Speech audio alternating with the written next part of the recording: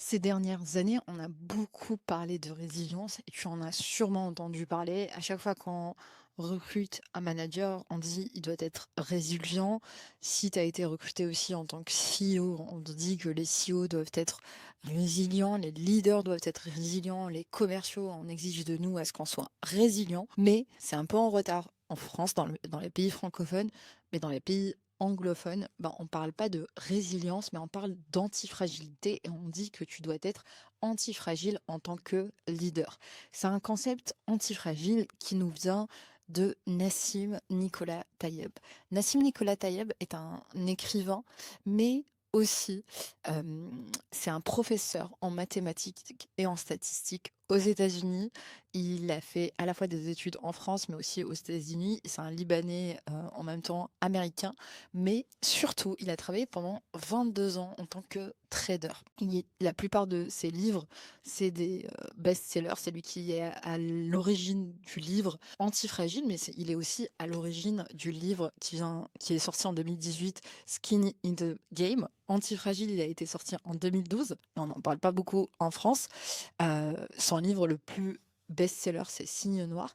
Mais pour revenir à antifragile, dans la science des matériaux, on distingue des matériaux qui vont être soit résistants, résistants ou robustes, c'est-à-dire un matériel résistant ou robuste, ça peut être le métal. Le métal est un matériel résistant. Pourquoi? Parce que il résiste au choc. En fait, euh, le choc n'aura aucun impact sur le métal. La résilience, et c'est un mot qui vient aussi de la mécanique, la résilience, c'est la capacité d'un matériau à justement supporter le choc, absorber le choc et le stress et à revenir à son état initial. Dans la science des matériaux, la résilience, on peut prendre comme exemple le plastique. Le plastique est un élément qui est résilient. Pourquoi? Parce que justement, il va absorber le choc et revenir à son état initial. La résistance, on va pas le subir, mais en résilience, on va le subir, mais justement absorber le choc et revenir à son état initial. Et j'entends un petit peu la métaphore de Nassim Nicolas Taleb. Pourquoi il a écrit ce livre sur l'antifragilité? Parce que il a beaucoup observé de phénomènes aléatoires, puisque dans le trading, il y a beaucoup de systèmes de phénomènes aléatoires, de marchés volatiles, et il a observé beaucoup de fragilité dans certains marchés. Et dans son livre, il explique que justement, c'est en observant une tasse de café qui est justement fragile qu'il a pensé à la fragilité. Et souvent, en fait, il n'y a pas de définition à ce qui n'est pas fragile. On a une définition à la fragilité, mais on n'a pas de définition à l'opposé de la fragilité. Vous allez me dire que l'opposé de la fragilité, ça va être la résilience, ça va être la robustesse. Or, ce n'est pas forcément le cas. Parce qu'en fait, il faut revenir à la définition de la fragilité. On considère un objet comme étant fragile, par exemple, oh là, si je prends cette décoration, je vais considérer comme étant fragile. Pourquoi? Parce que en fait, j'ai pas le droit à l'erreur. C'est-à-dire, si je la tiens pas bien, elle va tomber, elle va se casser. Et en fait, il y a plusieurs points de fragilité. Et aussi, ce qu'on remarque dans les objets qui sont fragiles, les matériaux, les éléments qui sont fragiles, c'est que plus le choc que va subir cet objet sera important, plus les conséquences seront importantes. Si je le fais tomber, cet objet, sur la moquette, il va moins se casser que si je le fais tomber sur le carrelage. De même, si je le fais tomber d'une manière légère, il va moins se casser, mais si je le fais tomber d'une manière forte, il va plus se casser. Et justement, avec ces définitions, Nassim Nicolas Taleb a créé justement la définition de l'antifragile. Si le fragile, ça serait un objet ou un élément ou un système qui, justement, plus, euh, plus je, plus je vais lui faire subir de chocs, plus la conséquence sera importante d'un point de vue négatif. Du coup, l'antifragile, plus je vais lui faire subir de chocs, plus la conséquence sera positif d'un point de vue, du coup, résultat. Et Nassim Nicolas, je l'ai posé tranquillement. Et Nassim Nicolas Tayeb nous explique que, enfin, nous donne des exemples, justement, heu, de l'antifragile, c'est en nous en tant qu'être humain.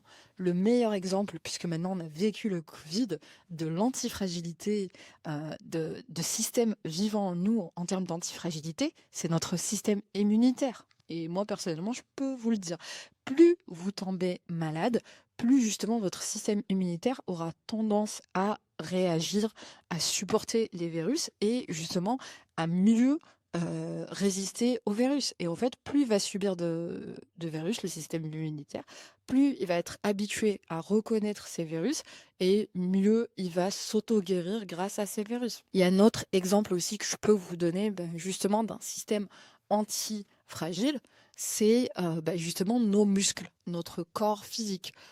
Plus on expose notre corps à un stress, si je prends par exemple le stress de la musculation, parce que le fait de faire de la musculation, de soulever des poids, je suis en train de faire subir un stress physique à mes muscles. Et plus je fais subir un stress physique à mes muscles, mieux ils vont répondre, mieux sera leur résistance. Et si vous faites de la musculation, vous savez que comme moi, quand vous commencez la musculation, pardon, vous allez commencer avec des petits poids et plus vous évoluez en musculation, plus vos poids se sont améliorés. En fait, maintenant, votre muscle arrive à mieux résister au stress. Donc c'est ça la définition de l'antifragilité que nous propose justement Nassim Nicolas Taleb. Et en fait, si on se disait on est juste résilient, la résilience, ça serait justement juste de se contenter. Si notre corps a été construit, notre physiologie aurait été construite d'une manière résiliente, notre système immunitaire, il se serait contenté, pardon, juste de répondre, de guérir au virus, mais justement, il va pas forcément s'améliorer. C'est-à-dire, si, comme moi, vous avez l'habitude de tomber malade, moi, à chaque fois qu'il y a un nouveau virus, du coup, je guéris beaucoup plus rapidement que d'autres qui ont été moins exposés au virus. C'est la même chose pour le Covid.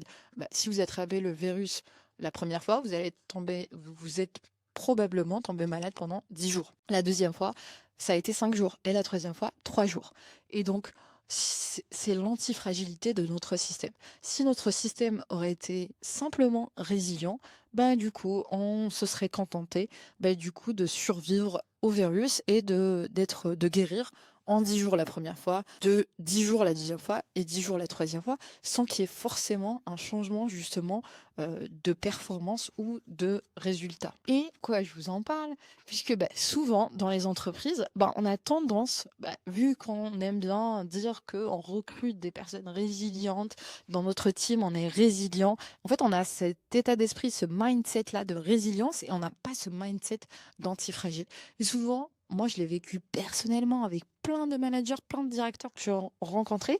Quand on parlait de certains problèmes, du coup, ils me disaient, oui, on a survécu à la tempête. En fait, survivre à la tempête, c'est de la résilience, c'est pas de l'antifragilité. Et aujourd'hui, c'est encore plus important. Là où je suis le moment où je suis en train de vous parler, on est en 2025. Aujourd'hui, c'est encore plus important d'être antifragile. C'est fini le fait d'être résilient. Pourquoi? Parce que du coup, le contexte business dans lequel on est en train d'évoluer, c'est un contexte volatile. Les marchés sont volatiles. Pourquoi? Parce que l'économie, elle est incertaine. Le contexte politique aujourd'hui, il est incertain aussi. Je défie quiconque qui serait en mesure de faire un plan stratégique, une vision, un CEO qui serait en mesure de faire une vision à 5 ans. Enfin, aujourd'hui, une vision à plus de un an n'existe pas. On n'est plus en mesure de dire le plan, à part peut-être pour certains groupes. J'ai vu par exemple passer un appel d'offres d'EDF, plan 2035. C'est un plan en 10 ans. Pourquoi? Peut-être parce qu'il y a une complexité sur les plans de EDF et que ça prend du temps. Mais sinon, en dehors de ces domaines-là un peu critiques, les plans stratégiques se font en une année. On n'est pas en mesure de prédire. Et au fait, ça sert à rien. Pourquoi? Parce que si on prédit, enfin, si on fait un plan stratégique en 5 ans, il y aura tellement d'éléments qui ont changé. On l'a vu avec le Covid, on l'a vu avec la guerre en Ukraine, on l'a vu avec la crise des semi-composants. On l'a vu avec la crise des composants sur les semi-conducteurs, pardon. On l'a vu avec ce qui s'est passé sur les problématiques en mer Rouge sur les transports. Donc ça a tellement d'impact business que aujourd'hui on vit des situations qui sont incertaines, volatiles, incertaine et avec l'arrivée de l'IA, il y a encore plus de complexité qui se crée et avec la complexité, l'incertitude, les problèmes aujourd'hui, la complexité, bah, il y a de l'ambiguïté qui se crée. Il y a beaucoup d'ambiguïté qui se crée aujourd'hui d'un point de vue business. Et c'est pour ça que bah, la résilience ne marche plus. Parce qu'en fait, il y a tellement de tempêtes. Si vous allez me dire, oui, on va juste se contenter, on est sur un bateau et il y a des tempêtes. Ok, bah, il y a eu 2 tempêtes. On survit aux tempêtes. Sauf qu'aujourd'hui, sur un bateau, sur notre bateau business, il n'y a pas une, il n'y a pas deux, il n'y a pas 3 tempêtes. Sur une année, il peut y avoir 100 tempêtes.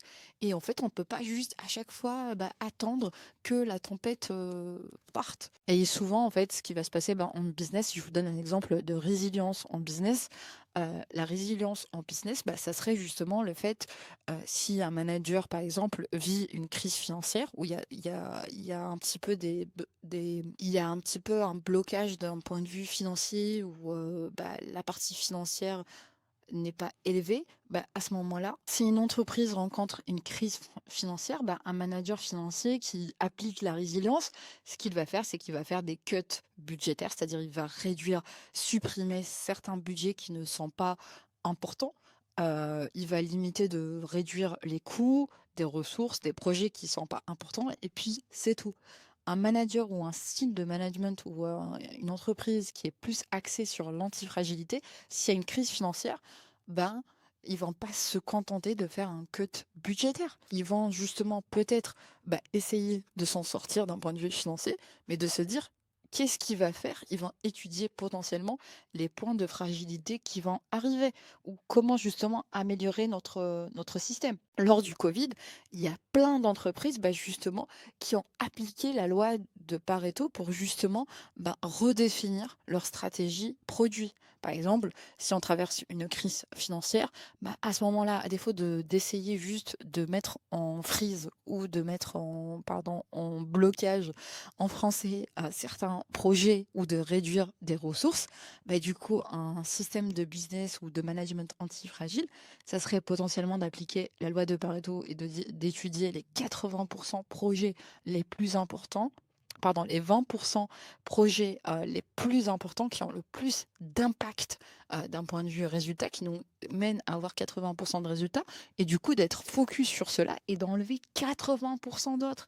L'idée, c'est pas forcément d'arrêter quelques ou trois projets d'une manière arbitraire, mais de réétudier, redéfinir tout son système pour justement ne pas revivre cette crise financière et de se dire qu'est-ce qui a fait qu'on a vécu cette crise, comment justement améliorer notre système, comment faire évoluer nos produits ou comment faire évoluer tout simplement bah, du coup notre entreprise pour s'en sortir encore plus fort.